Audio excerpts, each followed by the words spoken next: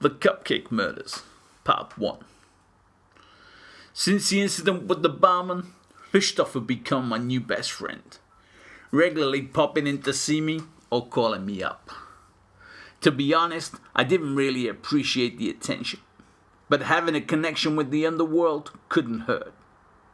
Better to have him as a friend than an enemy. He handed over Molly, saying she was mine. I immediately told her she was free. She could go her own way. But I needed a secretary, and if she was prepared to work for peanuts, then the job was hers. She said she liked peanuts, and smiled her beautiful smile, brushing her hair out of her face as she did so. She was not the greatest secretary in the world, but she was keen and eager to please, and she brought some color to my dreary office. Despite her incompetence, the arrangement was working out well. Because Molly was answering my phones, I was getting a lot more work. Not exciting work, but it paid the bills. My days were filled with run-of-the-mill cases, catching cheating husbands and thieving workers.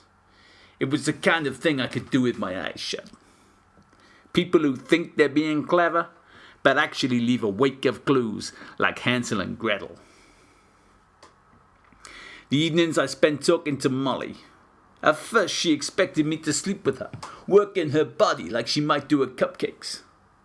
But I refused her advances. I wanted to, don't get me wrong, but I bought her freedom, not her body.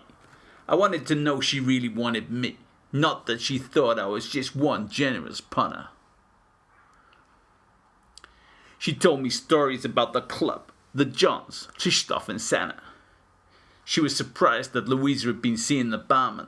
Apparently, none of the girls had suspected anything. I didn't tell her the news about Louisa being Christoph's daughter. I thought that might blow her mind. She said working at the club wasn't too bad. After the first few times with punters, you kinda got used to it. But I could tell by her eyes and the way she played with that lock of hair that fell down her face that the memories were not ones she cherished.